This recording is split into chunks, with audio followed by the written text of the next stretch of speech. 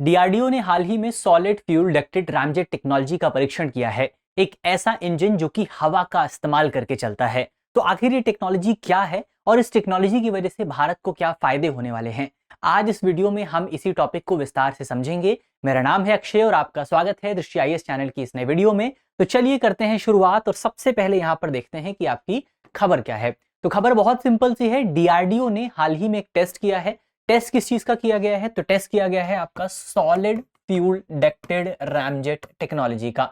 तो ये जो solid fuel ducted ramjet technology का परीक्षण किया गया है, इस परीक्षण की वजह से भारत जो है वो उन कुछ चुनिंदा देशों की सूची में शामिल हो गया है जिनके पास ये टेक्नोलॉजी मौजूद है। आप देखेंगे रामजेट टेक्नोलॉजी दुनिया के हर देश के पास नहीं है। रामजेट टेक्नोलॉजी दुनिया में केवल 4 देशों के पास मिलेगी आपको। सबसे पहले आपको अमेरिका मिलेगा, फिर रशिया है, चाइना है और भारत के पास ये टेक्नोलॉजी मिलेगी। तो अब solid fuel ducted ramjet technology जो है, इसके मामले में भारत ने एक और बड़ी सफलता हासिल कर ली है। भारत उनको चुनिंदा देशों की सूची में शामिल हो गया है। ये तकनीक जो है ये आपका लंबी दूरी की एयर टू एयर मिसाइलों के विकास में और ज्यादा सहायक हो सकती है, क्योंकि इस टेक्नोलॉजी अभी हम आगे देखेंगे टेक्नोलॉजी कैसे काम करती है, क्या इसकी खास बात है। लेकिन फिलहाल आप ये समझ लीजिए कि ये जो solid fuel ducted ramjet technology है, इसकी वजह से एयर टू एयर अटैक जो होता है, जो मिसाइल हवा से हवा में मार करती है, उसकी क्षमता को और ज्यादा बढ़ाया जा सकता है। इसीलिए ये टेक्नोलॉजी बहुत इंपॉर्टेंट है और शत्रु जो भी हमारा एनिमी है उससे टेक्टिकल एज प्राप्त की जा सकती है, सामरिक बढ़त प्राप्त की जा सकती है। तो ये एक इंपॉर्टेंट पॉइंट यहां पर हमको याद रखना है इस पूरी खबर के बारे में। तो चलिए आगे बढ़ते हैं। खबर हमने देख ली है। आगे बढ़ने से पहले आपके लिए एक इंपॉर्टेंट सूचना है। सूचना ये है कि अगर आप यूपीएससी की तैयारी कर रहे हैं, अगर आप जो है एक अच्छा कोर्स चाहते हैं, एक स्ट्रक्चर्ड कोर्स चाहते हैं जहां पर आपको एक बेहतरीन फैकल्टी के साथ पढ़ने का मौका मिले और जितना भी कोर्स का कंटेंट है, जितना भी यूपीएससी का कंटेंट है, वो सब कुछ आपको जो है एक ही जगह पर, एक ही प्लेटफॉर्म पर मिल जाए बहुत कम प्राइस में, तो हम आपके लिए कोर्स लेकर के आए हैं जिसका नाम है studio GS foundation live online course. ये जो कोर्स है, जैसा कि नाम से स्पष्ट है, आपका जीएस फाउंडेशन कोर्स है। जीएस फाउंडेशन कोर्स यानी कि इसमें प्रीलिम्स और मेंस दोनों के जो आपके तमाम सब्जेक्ट्स हैं उनको कवर किया जाएगा। चाहे आपका पॉलिटी हो, ज्योग्राफी हो, इकोनॉमी हो, हिस्ट्री हो, सब चीजें यहां पर कवर की जाएंगी। इसके अलावा आपका ऑनलाइन कोर्स है, तो आप अपनी सहूलियत के मुताबिक कहीं से भी रह करके कभी भी इस पूरे कोर्स को कर सकते हैं, कभी भी क्लासेस को देख सकते हैं।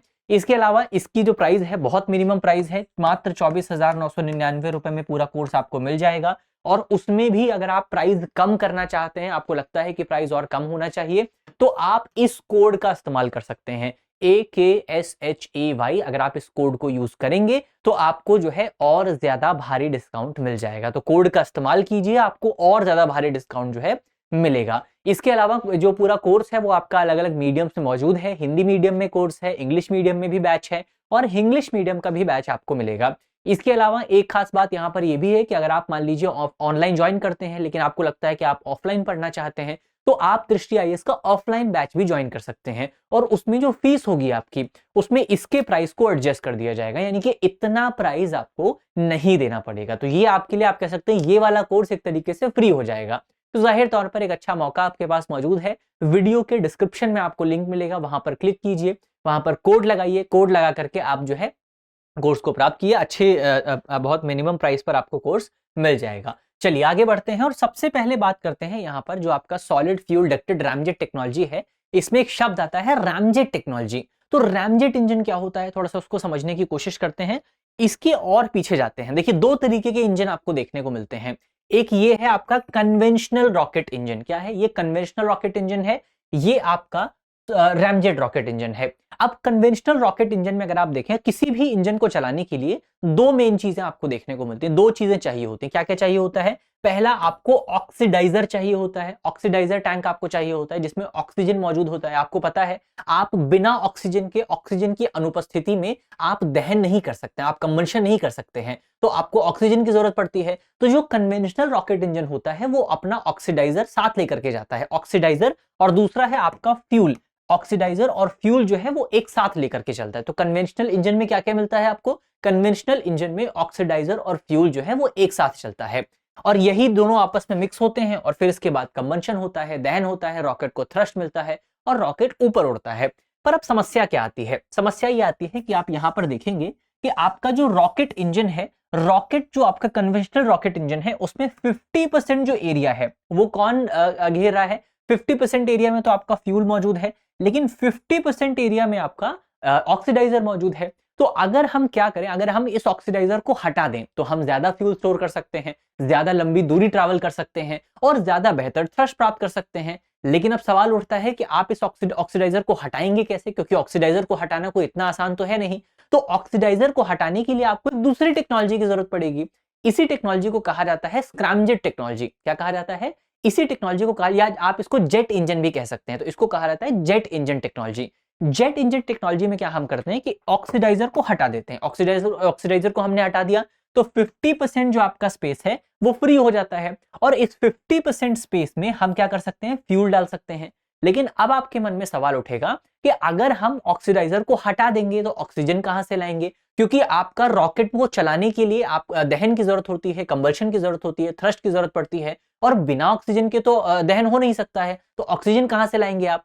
अब आप थोड़ा सा ज्योग्राफी की क्लास को रिवाइज करिए। जब हम ज्योग्राफी पढ़ते हैं तो आपको पता होगा कि हमारा जो एनवायरनमेंट है, हमारा जो वातावरण है, उसमें आपको अलग अलग गैसेस देखने को मिलती हैं, और उसमें से एक गैस आपकी ऑक्सीजन भी है। इसका मतलब ये हुआ कि ऑक्सीजन हमको अलग से किसी टैंक में स्टोर करके ले जाने की जरूरत नहीं है। ऑक्सीजन को तो हमारे वातावरण में मौजूद है, हम अपने एनवायरनमेंट से ऑक्सीजन ले सकते हैं। तो वही चीज यहां पर आपका ये जो रैमजेट टेक्नोलॉजी है या जो आपके जेट इंजन टेक्नोलॉजी है इसमें की जाती है। तो जेट इंजन टेक्नोलॉजी में हम वातावरण से ऑक्सीजन लेते हैं और उस ऑक्सीजन का इस्तेमाल करके कंबल्शन करते हैं, जिसकी वजह से दहन होता है और रॉकेट को थ्रस्ट मिलता है। ये सिंपल सी चीज हमको याद रखनी है। ये आपका कन्वेंशनल रॉकेट है जहां पर ऑक्सीडाइजर और फ्यूल दोनों एक साथ होते हैं। ये आपका जेट इंजन है जहां पर केवल ऑक्सीजन होता, जहां पर केवल फ्यूल होता है और ऑक्सीजन वातावरण से लिया जाता है, एनवायरमेंट से लिया जाता है।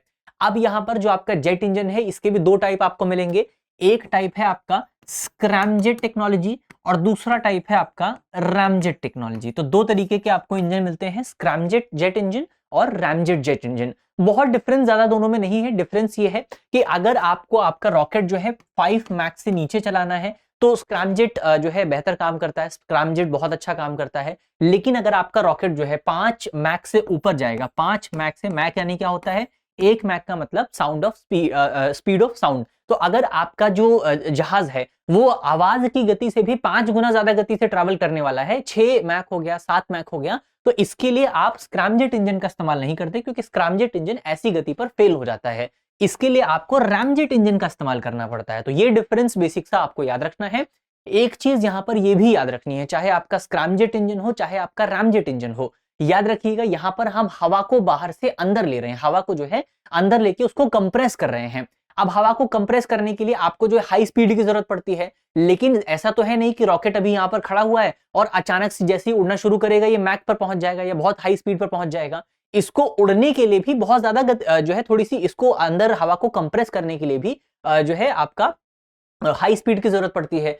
हाई स्पीड लाने के लिए शुरुआत में इसको थोड़ा सा ऑक्सीडाइजर दिया जाता है, थोड़ा सा इसको हम ऑक्सीजन अपनी तरफ से देते हैं ताकि कंबंशन शुरू हो सके और एक मिनिमम स्पीड प्राप्त कर सके। उसके बाद जो है वो आपका स्क्रैमजेट या रैमजेट इंजन जो है काम करना शुरू करता है। तो ये बेसिक सा पॉइंट जो है वो यहां पर हमने समझ लिया है। बाकी यहीं पर वापस आते हैं। रैमजेट टेक्नोलॉजी क्या होती है? एक प्रकार का एयर ब्रीदिंग जेट इंजन है। एयर ब्रीदिंग का मतलब वही सिंपल सा है, हवा को एनवायरमेंट से प्राप्त करना। जैसे हम जो है अपना ऑक्सीजन ब्रीद करते हैं, वैसे ही जो इंजन है वो भी ऑक्सीजन को ब्रीद करता है। तो इसीलिए इसको एयर ब्रीदिंग जेट इंजन कहा जाता है।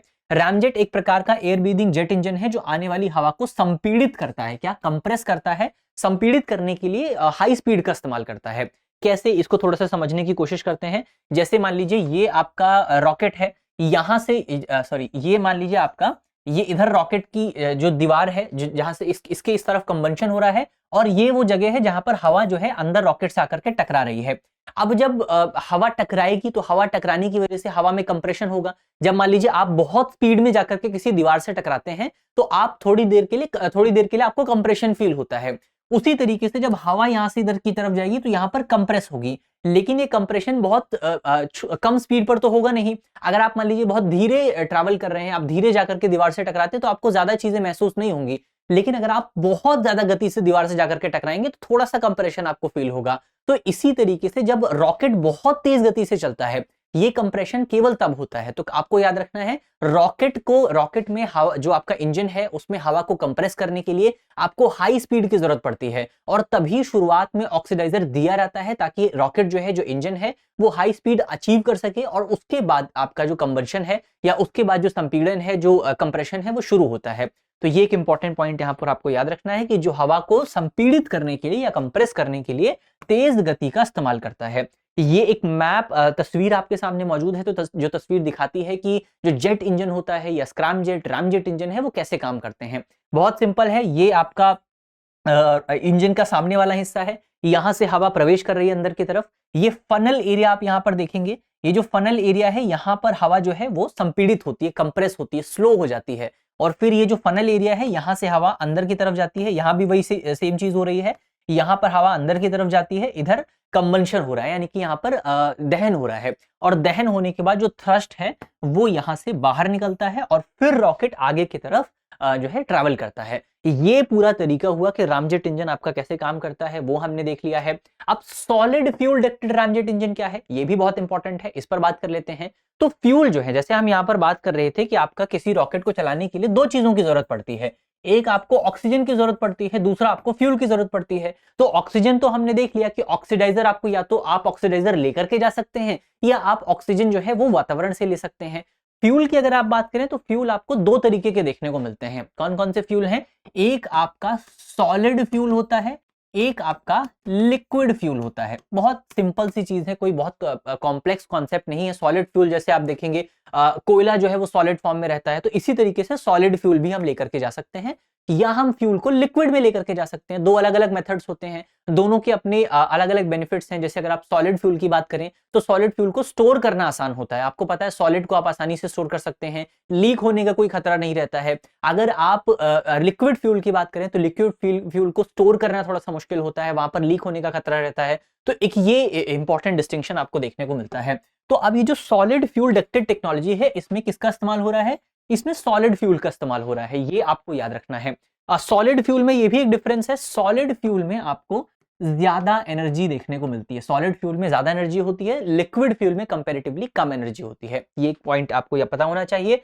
सॉलिड फ्यूल की हमने बात की, सॉलिड फ्यूल डक्टेड टेक्नोलॉजी अगर आप देखें तो इसमें ठोस ईंधन को नियंत्रित तरीके से जलाया जाता है, जबकि वातावरण ही हवा इंजन से होकर गुजरती है। ये प्रक्रिया उच्च गति पर लगातार थ्रस्ट उत्पन्न करती है। बहुत सिंपल सी बात है कि यहाँ पर ईंधन जो है वो आपका सॉलिड ईंधन है, इतना ही यहाँ पर हमको याद रखना है। फिर उसके बाद जो आपका, क्योंकि रामजेट इंजन भी है तो वातावरण से ऑक्सीजन लिया जा रहा है, सॉलिड इंजन जो है जलाया जा रहा है, जिसमें दहन हो रहा है, और फिर थ्रस्ट पैदा हो रहा है। और थ्रस्ट पैदा करने के लिए उच्च गति की जरूरत पड़ती है, क्योंकि हवा को कंप्रेस करना पड़ता है। अगर आप पारंपरिक रॉकेट से इसको कंपेयर करें, पारंपरिक रॉकेट से किस तरीके से डिफरेंस है, क्योंकि अगर आप कन्वेंशनल रॉकेट की बात करें तो वहां भी सॉलिड फ्यूल का इस्तेमाल होता है। जैसे अगर आप देखें तो इसरो जो रॉकेट लॉन्च करता है उसमें भी सॉलिड फ्यूल का इस्तेमाल होता है, उसमें भी लिक्विड फ्यूल का इस्तेमाल होता है। तो ये कैसे अलग है, जो आपका solid fuel ducted ramjet technology है, ये कैसे अलग है? ये अलग इस वजह से है क्योंकि जो आपका कन्वेंशनल रॉकेट होता है, जहां पर सॉलिड फ्यूल का इस्तेमाल होता है, उसमें सॉलिड फ्यूल को शुरुआत में ही जला दिया जाता है। जैसे आप देखेंगे, चाहे आपका जीएसएलवी हो चाहे आपका पीएसएलवी हो, तो ये इसरो के जो रॉकेट हैं, जैसे जीएसएलवी जो हो गया वो आपका 3 चरण का रॉकेट है, पीएसएलवी जो हो गया वो आपका 4 चरण का रॉकेट है। लेकिन इन जो दोनों आपके रॉकेट हैं, इन दोनों रॉकेट का जो शुरुआती चरण है वो सॉलिड फ्यूल का होता है। सॉलिड फ्यूल को अधिकांशतः शुरुआत में इस्तेमाल किया जाता है, और शुरुआत में ही बहुत ज्यादा थ्रस्ट जो है वो सॉलिड फ्यूल पैदा कर सकता है। तो सॉलिड, इसमें क्या होता है, जो आपके पारंपरिक रॉकेट होते हैं वहां पर मोटर ईंधन को जल्दी जला दिया जाता है, यानी कि जो आपका जो फ्यूल है उसको जल्दी शुरुआत में ही जला दिया जाता है। शुरुआत में ही बहुत ज्यादा थ्रस्ट प्राप्त होता है, और फिर धीरे धीरे जैसे जैसे आपका जो मिसाइल है या जो रॉकेट है वो अपने टारगेट के पास पहुंचता है, उसकी गति धीमी होने लगती है। ये एक इंपॉर्टेंट पॉइंट आपको याद रखना है। जबकि अगर आप बात करें जो आपका सॉलिड फ्यूल डक्टेड टेक्नोलॉजी है, सॉलिड फ्यूल डक्टेड टेक्नोलॉजी में जो आपका ईंधन है उसको शुरुआत में पूरी तरीके से नहीं जलाया जाता है, बल्कि सॉलिड फ्यूल डक्टेड टेक्नोलॉजी में जो ईंधन है वो धीरे धीरे करके आपका एक कोऑर्डिनेटेड तरीके से, एक मैनेज तरीके से जो है जलाया जाता है, जिससे शुरुआत में भी उतनी ही एनर्जी प्राप्त होती है, बीच में भी उतनी ही एनर्जी प्राप्त होती है, और अंत में जब जब रॉकेट जो है या जो आपकी मिसाइल है वो अपने टारगेट के पास पहुंचती है तब भी उतनी ही एनर्जी प्राप्त होती है। तो ये एक इंपॉर्टेंट पॉइंट हमको याद रखना है, जिसकी वजह से जो आपका मिसाइल है उसकी गति थोड़ी सी तेज हो जाती है, मिसाइल और ज्यादा फुर्तीली हो जाती है और दुश्मन के लिए मिसाइल से बचना काफी ज्यादा मुश्किल हो जाता है। बाकी हमने देखा कि ये जो आपका सॉलिड फ्यूल डक्टेड टेक्नोलॉजी है, इसको एयर टू एयर मिसाइल बनाने के लिए इस्तेमाल किया जाता है। तो ये एयर टू एयर मिसाइल की जो क्षमता है ये इसको और ज्यादा मजबूत कर सकता है। तो ये एक इंपॉर्टेंट पॉइंट हमने देख लिया है। बढ़े आगे। पूरी जो भी आपकी जानकारियां थी उनको हमने समझ लिया है। सॉलिड फ्यूल डक्टेड टेक्नोलॉजी क्या है, रामजेट टेक्नोलॉजी क्या है और किस तरीके से काम करती है, इसकी बारीकियां क्या होती हैं, वो तमाम बातें हमने देख ली हैं। अंत में आपके लिए करंट अफेयर का सवाल है, जिसमें आपसे पूछा गया है कि सॉलिड फ्यूल डक्टेड रामजेट के संदर्भ में निम्नलिखित में से कौन सा कथन सही नहीं है। हमारे ऑप्शन है, ये एक एयर ब्रीदिंग इंजन तकनीक है जो वायुमंडलीय ऑक्सीजन का उपयोग करती है। ऑप्शन बी, ये पारंपरिक रॉकेट मोटर की तुलना में उड़ान के अंतिम चरण तक उच्च गति बनाए रख सकता है। ऑप्शन सी, इसमें ठोस ईंधन का नियंत्रित दहन होता है जिससे निरंतर थ्रस्ट प्राप्त होता है। और ऑप्शन डी, ये इंजन स्थिर अवस्था यानी जीरो स्पीड से ही प्रभावी रूप से कार्य करना शुरू कर देता है। तो ये एक इंपॉर्टेंट पॉइंट है, इसका जवाब आपको देना है कि इनमें से कौन सा जो आपका ऑप्शन है वो गलत है। इसका जवाब आप कमेंट बॉक्स में बताएंगे। मुझे उम्मीद है वीडियो आपको पसंद आई होगी। अगर आपको वीडियो अच्छी लगी है, अगर आप हमारे चैनल पर नए हैं, अभी तक आपने चैनल को सब्सक्राइब नहीं किया है, तो चैनल को सब्सक्राइब कर लीजिए ताकि आपको भविष्य में इसी तरीके की वीडियोस प्राप्त होती रहें और इससे हमारा हौसला भी जो है और ज्यादा बढ़ता है। इसके अलावा अगर आप जो है जीएस फाउंडेशन कोर्स ज्वाइन करना चाहते हैं तो वीडियो के डिस्क्रिप्शन में आपको लिंक मिलेगा, उस पर क्लिक करके बहुत मिनिमम प्राइस पर अगर आप कोड का इस्तेमाल करेंगे AKSHEY अक्षय कोड का अगर आप इस्तेमाल करेंगे कैपिटल लेटर्स में, तो आप जो है बेनिफिट प्राप्त कर सकते हैं। कम प्राइस पर आपको पूरा कोर्स मिलेगा। मिलते हैं आपसे अगली वीडियो में, तब तक के लिए ख्याल रखिए, ध्यान रखिए, पढ़ते रहिए। धन्यवाद। अब एग्जाम की तैयारी को और बेहतर करने के लिए हमारे चैनल को लाइक, शेयर और सब्सक्राइब करना ना भूलें।